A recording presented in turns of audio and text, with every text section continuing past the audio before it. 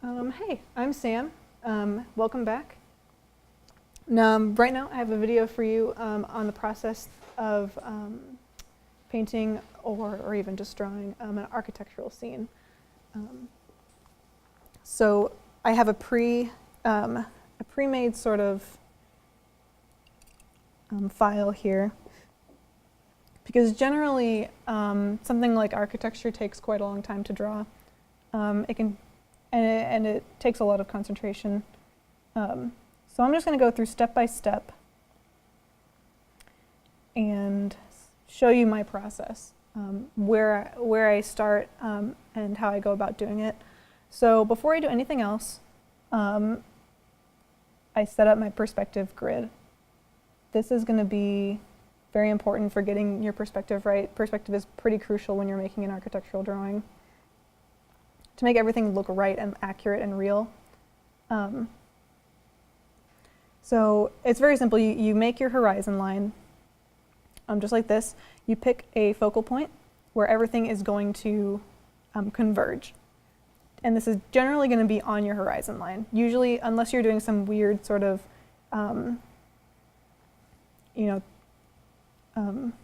three-point perspective sort of nonsense, you're generally going to have your point on the perspective line. This is one point, and so everything will just converge on this one point. Now, from there, I'll usually have that on my bottom layer, and I'll decrease the opacity for that quite a bit, because I just want it to be there as a reference. So from there, I will start sketching. Let's see if I can find my sketch. Baselines. There we go. So this is going to be my sketch. This is something that took me, this is probably is what takes the longest amount of time when you're working with an architectural drawing. I'll lower the opacity of that perspective grid just a little bit to see. So this sketch, after maybe 30 minutes or so of working, I'll have a sketch ready. I used a reference photo for this. I highly recommend you do that as well. But how I go about sketching is I'll usually just make boxes and go from there. So, I'll just, you can kind of see where I had these pillars as three-dimensional boxes, and I cut into them to give them more detail. Something sort of like, make a box. It's probably not a very good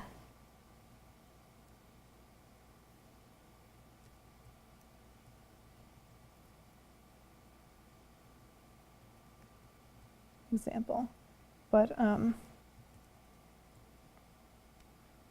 basically, you make a box and you place all your objects before you start adding detail. That's usually how I go about doing it. And you can see here, everything can be made into a box. And what you really want to focus on when you're doing the sketch is just making it accurate. Again, I suggest using a reference photo and just constantly looking back at that photo. Whenever you're drawing, whenever I was always taught you should always sort of have your head moving from your eyes moving from your canvas to your reference photo constantly. Like, there should never be a point where you're just stuck on your canvas. Obviously, as you get more practice, you can kind of make do, but just focus on making simple shapes first, going in with detail with each new pass until you have something that you can sort of work off of. This is probably going to take you the longest amount of time because it's just getting everything on the canvas, and it can be kind of intimidating, which is why I say to start simple. So I've got this sketch, right? So I'm going to lower that opacity, and I'm also going to get rid of my perspective grid for now because it's kind of done its job. So I'm going to lower that quite a lot, and I'm going to bring in my line art layer. And this is going to be my next step, is to just line everything and get everything looking crisper and less sketchy, basically. The line art layer isn't necessary if you're just doing straight up painting and you don't want lines, that's fine. For this, I did use lines because I liked that style. As you can see, I also added in the lines. I added in shadows. I added in little details here in the little rail here. And that's just implied. It's not something that I, zoomed in on and painstakingly drew from the photo. I just sort of, you can just sort of imply it. Because even here, I mean, compared to this and way back, it's like these are just dots. But you get the idea of what it is. And that's really what we're going for, is you want to give the viewer some idea, just an impression or an idea of what it is in some cases, because their head will fill in the rest. So save the detail for things that are close, things that you want to really focus on in your composition, and then the rest can be, not as detailed. It can be just implied. So really, the line art, there's nothing to it. It's just taking time, going through. If you're like me and you like shadows, it's also sort of taking into consideration what the lighting is, but that's also something that will come later as well, lighting. And I always like, when I'm sketching, I like to imply things that I might paint later on, even if I don't use the sketch or the lines for them, like this little dirt area right here. I left that in, but I would probably, if I had a lot more time with this, I would probably want to just straight up paint that and not have the lines. But it's nice for it to be there. So we have these lines. So after you finish getting these lines down, then you probably want to go into values. I like sketching out the values before picking colors at all, because it really helps. It really helps figure out, making sure you have lights and darks and all kinds of mid values, because these are going to be what makes your architectural scene look three-dimensional and look like it has some volume to it. So it's really important, and sometimes that can get lost in colors if you go straight to the colors. So I have a few layers of values here, and usually I just start off with just a mid-tone, like most my other paintings. I start off with a mid-tone, and then I come in with the darks on a separate layer. This is just a normal type of layer with lowered opacity. I'll come in and with a hard brush just paint in where the shadows fall. I also have on the top, I like to have, sometimes if I'm having trouble conceptualizing where the light is coming from, I will physically draw it like you see. And this is just to always remind me where the light's coming from, so I don't make any inconsistencies with the shadows. This is also something where if you have a reference photo, you definitely want to look at the reference photo and even draw on your reference and see, okay, where is the light coming from? Where are the shadows falling? So this is just, you can kind of see this is where I'm implying where the light is coming from here. So I have these darks on the canvas where the ceiling and the walls are, the light's not hitting those. I'll come in with a hard brush, and then I'll come in later with a very soft eraser, and sort of, that's where I get this nice gradient and this nice transition. I leave some of the hard edges because it's nice for, really getting a good shadow. But for things like the walls and such, a nice gradient, I really like that. And then I'll come in with the lights and brighten up the areas that are supposed to be hit by the light. You can see in the background here, I really pushed that I actually ended up pushing it back. Usually whenever you add light, you're bringing it forward. But in this case, because the main area that you're looking at, the corridor, is dark, I'm pushing that area right there into the background because of how light it is, showing that it's separate from this area. Then we have, it's sort of the same process where I'll take a white, I'll take my brush and I'll have white, and I'll just sort of paint it all over where I think the light should be. Maybe add some highlights here, add some lights down here, add lights coming in through the details here, and come in with an eraser or a smudge tool or something and